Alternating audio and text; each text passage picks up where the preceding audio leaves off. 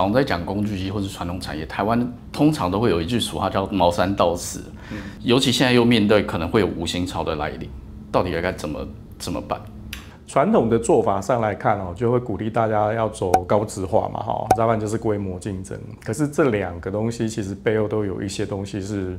目前我们的结构上很难做的。也就是说，它第一个要资本够足够。我们如果要去避掉这件事情的话，投入研发跟投入资本的累积都是必须的。可是这两个条件在过去台湾的这些产业发展上面来讲，相对于其他国家我觉得我们还是不够快其实我觉得我们还是应该去走一个比较立即的应用啦毕竟我们的资源相对是有限的。那如果都在原来同样pool里面大家做竞争，其实台湾很难持续性的保有优势。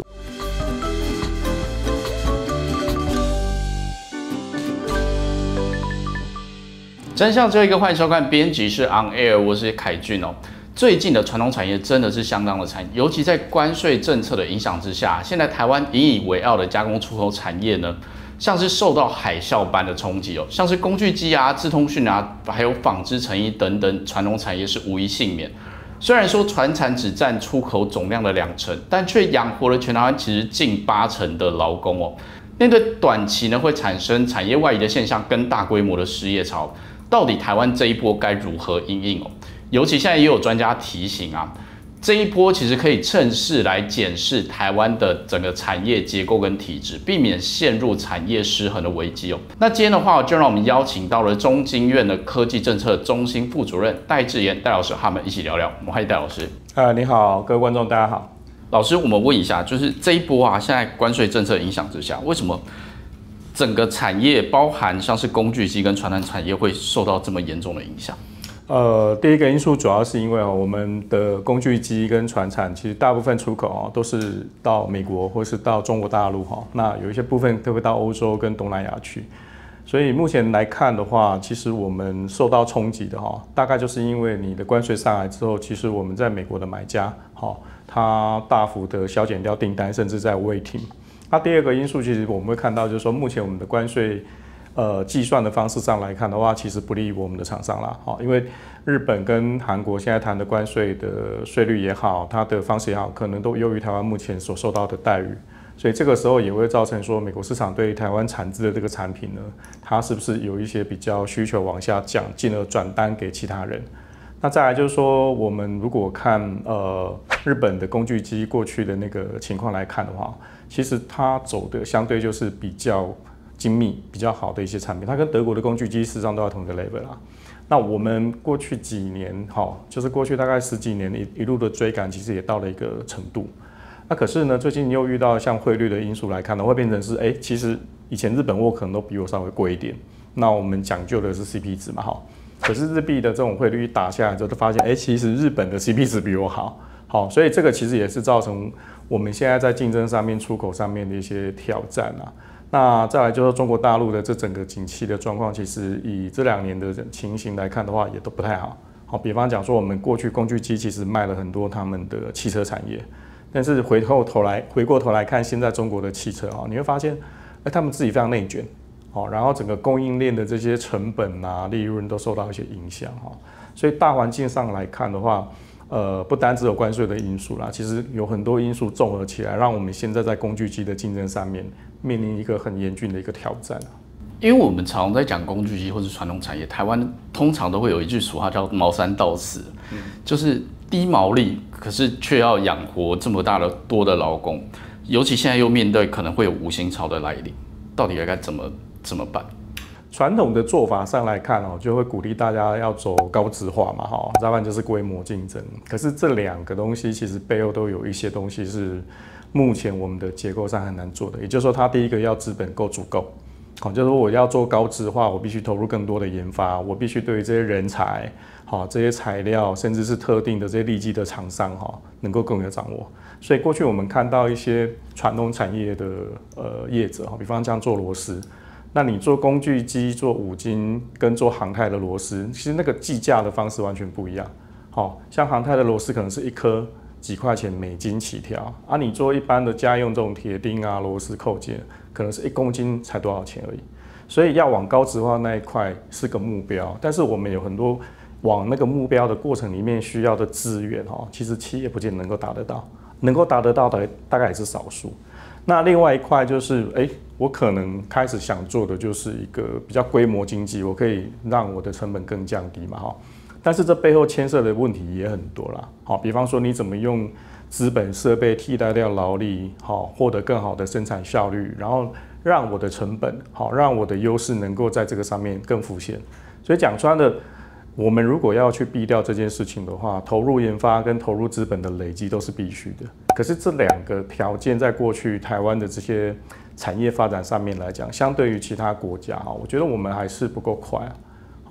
那不够快的原因可能也有好几个啦，比方说我们过去在产业里面很容易看到并购。那台湾的这种企业文化里面，其实对于企业间的并购，尤其是中小企业之间的并购，通常大概都会抱持一个比较相对排斥的一个想法在做。那久而久之，你会发现国外的同业越并越大，越并越大，他们慢慢变成一个很有竞争力的实体。那我们呢，还是比较用一个所谓的中小企业网络的概念再去对抗这样的一个状况。那这个事实上其实也都面临到之后要转型的一个问题了。你刚刚有提到转型因为其实台湾喊了产业转型，尤其是传统产业，其实不是1-2年的事，是很久的事。可是就回到刚才讲的高质化，我们比不过日韩，甚至比不过德国这些先进国家。规模化经济，我们又比不过我们的对面的中国大陆。到底台湾要走出什么样的路？其实我觉得我们还是应该去走一个比较立即的应用啦，毕竟我们的资源相对是有限的。那如果都在原来同样pool里面大家做竞争，其实台湾很难持续性的保有优势。我讲的是持续性为什么这个事情很重要？是因为我们常常会看到台湾的厂商在某一代的技术或某一代产品特别厉害，但是在往下走的时候呢，其实它就不见得那么好。那反而你的对手就一路跟上来，步步进逼嘛。所以从我们过去在做记忆体、在做半导体、在做面板这些，你都可以看到类似的影子在走。那最后能够活下来的人，通常要么技术非常领先，要么你的市场的 market share 够大，大到了别人不敢对你下手。所以这个可能是我们之后传统产业上面走的时候需要去接近的一些想法。那这些东西其实说穿了，我们要对很多的研发跟人才留下更多的资源，然后让这些人愿意能够下来。那比方我们最近去看了南部的一个纺织厂嘛，他其实开始就在想说，我 AI 进来之后，我怎么样让 AI 协助我做转型？所以他们就开始去导入 AI， 导入这些新的技术，加快它整个跟客户沟通啊、布料制造的这一些，缩短它的时间。那这个其实就是一个很好的方向啦。那他基本上可以跟客户讲说，我因为有了这些技术的加持，我可以协助你去做到什么样的一个东西。但是为什么会讲持续性？是因为通常这些技术在你的同业买进来之后，常常就会发现，原来我可能领先他10步的距离，后来慢慢就被拉近。所以这个过程里面其实是一个动态的状况。那传统产业大概都比较忽略这件事情，常常就是觉得说我买了设备，我买了人，我就应该会怎么样。其实不见得是这种状况啦。这个心态跟文化上的调整，我觉得也是需要去考量的一个问题点啦。所以在这一波关税的政策影响之下，台湾到底会不会可以说重新洗牌，对我们的传统产业有所警惕，还是说这一波有可能倒闭的倒闭，失业率上升，反而导致台湾自己经济受伤？都有它的可能性的哈。不过我想举一个例子，就是像做马达的公司啊，我们最近也在研究一些马达这样的设备。那我们就发现，像瑞士有几家公司都做得不错，虽然它是中小型的家族企业，但是基本上它那个马达在全世界的市占率突破50%。好，那这个马达也只有这家公司能够做得更好。那我们跟这家公司的台湾代理商在聊天的时候，就谈到他们一年投入的这种研发成本的占比啊，可能是接近它营业额的10%上下。好，这个数字非常惊人，很多啊哈。那我们如果在这一波会看到，就是说你不做研发，不往前走，没有调整你的经营体质更灵活、更有弹性的时候，其实很可能你在这一波里面就注定你的转型是一个非常难的挑战。那这个转型的过程里面涉及到了你要做技术、做组织、做人力上的这些转型，所以这个转型的过程里面，也不是因为说我今天川普4年关税的压力我才去做，而是它需要放在一个比较长远的框架去思考公司未来在整个产业上的定位，我到底要扮演什么样的角色，哪样的位置比较适合我去做，而不是现在只是因为环境上的压力，我就东做一点西做一点，因为这样的转型通常就不够持续，也没有办法真的达到那个体质改善的目的啦。最近几年我们会看到半导体相当热哈，所以你光是在不同的科学园区旁边的传产，你要招一些年轻人去做事情，其实都很难。好，第一个就是薪资嘛，那第二个就是说，哎，你发现这个行业在做的事情跟你在学校学的有断代落差哈，这个其实你很难招进来。所以我们其实现在更应该去协助一块，就是说，哎，了解一下业者怎么样赶上数位化 AI 这个时代哈。那并不是只有台湾。未来只有做半导体才有新的通，因为很多的行业留在台湾，它事实上就有它发展的利基点，但是因为整个大环境的改变，整个产业结构相互之间的竞争的关系，第一个它找不到人进来，尤其是找到对于好的人才。那第二个呢，其实有一些赚钱的公司，它其实不太愿意跟外界去分享，虽然它在传产。但基本上它的获利能力也好，或者说它的市场定位也好，这很精准。好，那它其实获利也都不错，只是这种公司一般来讲都不太愿意自己曝光。那你怎么样让大家知道说，哦，台湾其实有这一些所谓的隐形冠军之外协助这些公司让它变大，变成真正的产业冠军，然后让各类的资源能够汇集在这个地方做协助、做升级这个我也是未来需要去考量的一块啦。否则以现在这个状况来讲的话，不管是人才面、资金面，甚至技术面，你大概都很难跟半导体、资讯产业这一些大佬、大哥们去做竞争。那我们现在就来看到整个半导体跟整个工业制造业的整个产值根据经济部2025第2季的制造业产值呢，这一波可说是表现是非常亮眼，总金额是高达了5兆3000亿元。那其实跟去年同期比起来是大幅成长了超过11%而且这已经是第6度的季度在成长。最大工程呢是莫过于 AI 尤其在今年 AI 的蓬勃发展之下，不止晶片产业是比去年同期成长超过30%那像是电脑伺服器等等这些产品呢，也因为 AI 的商机大爆发，所以产值是一口气成长了70%。那有好当然也有坏的地方嘛。反观整个传统产业呢，其实受到了国际的因素影响呢，市场需求是保守观望，而且部分产线呢不是排休就是减产嘛，多数整体是呈现深陷所谓的需求低迷，而且低价竞争的双杀局面。第2季的产值多半是呈现衰退的，只有机械设备业是稍微的好了一点。那现在不少人就担心会不会台湾也面临所谓的产业失衡的问题和硕董事长童子贤呢就说呢，台积电虽然营收跟股价是屡创新高，但是台湾的整体产业结构呢，却还是相当依赖进出口的贸易驱动整体的经济发展。他认为再这样下去呢，台湾可能会有面临所谓荷兰病的困境也就是说，台湾应该要趁这一波来检视自己的产业基础尤其护国神山能护了5年、10年，但能不能再撑20年，其实都还是个未知数。我们想要问一下，因为其实不管是这几年来，还是说从以前开始，就是台湾好像都一直着重在高科技业发展。但是呢，现在我们都知道，高科技业虽然人才满满，但是内需产业跟传统产业其实缺工也是非常严重。怎么看这个状况？我想荷兰病是一个大家都想要去避免掉的问题，因为单压一个产业的那个风险太高嘛那荷兰当时其实也发现这个问题，就是说我太依赖北海的石油产业其实可能会出现一些问题。但是各位也不要忘就是说荷兰其实它的企业本身就是一个非常国际化发展的一个导向，跟台湾非常像。就是说像飞利浦像恩智浦这些公司，其实它早就是一个非常国际化运作的公司嘛那 Unilever 其实也是都起源于荷兰的这样的一个状况，所以这里其实退一步来想就是我们如果在地看到的是台湾要跟其他国家竞争，那反而我的企业其实要思考一个问题，是说在全世界的产业链里面，我怎么去维持我的控制力量，我如何让自己变成一个国际化的公司嘛那这件事情才能去解决我们在当地资源不够不管是水电跟人力资源这一块啦。那有一些东西其实移不掉的，比方像内需产业，比方像说有一些传统的产业，它其实外移出去，其实也没有太多的竞争力跟生存的机会嘛，那这个时候其实我们就必须考虑一下，是在资源利益的最大配置的这个原则之下，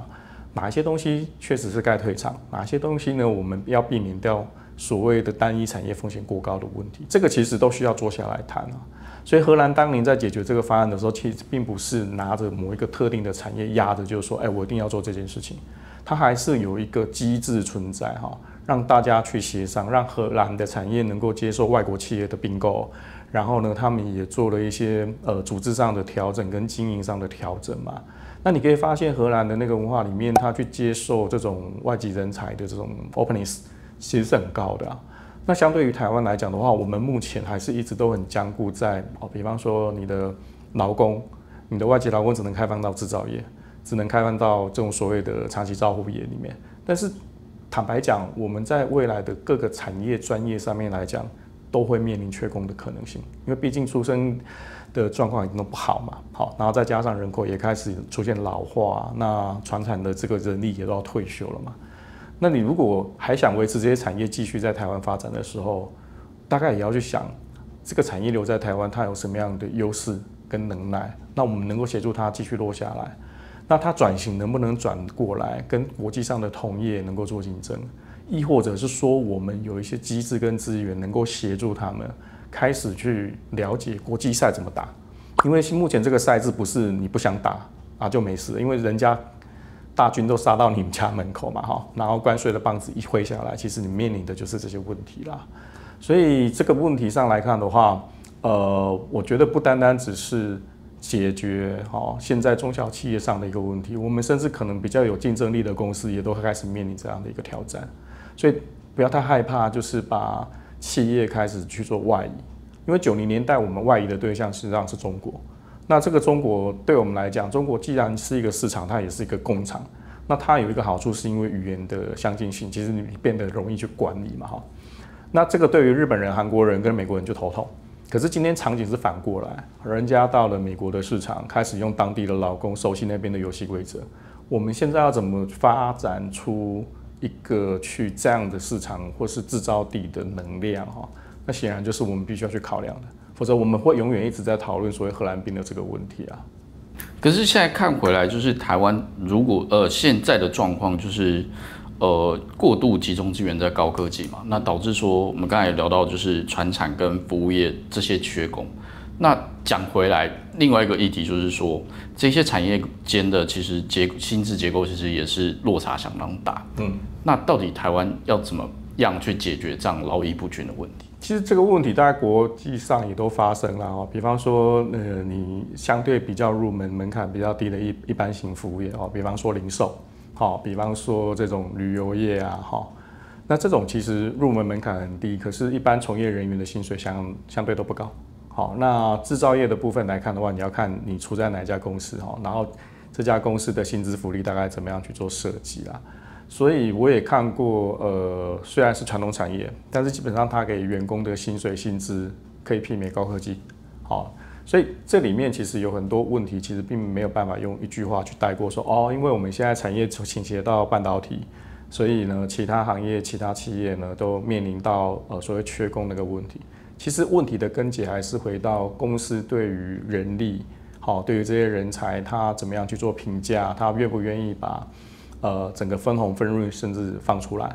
那甚至更早以前，在这些股票分红还没费用化的那个年代的时候，其实公司有的是工具可以去协助这些人，让公司跟员工共存亡嘛。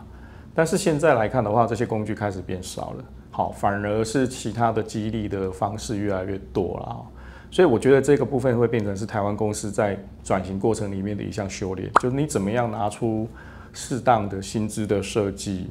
然后留住员工，照顾到他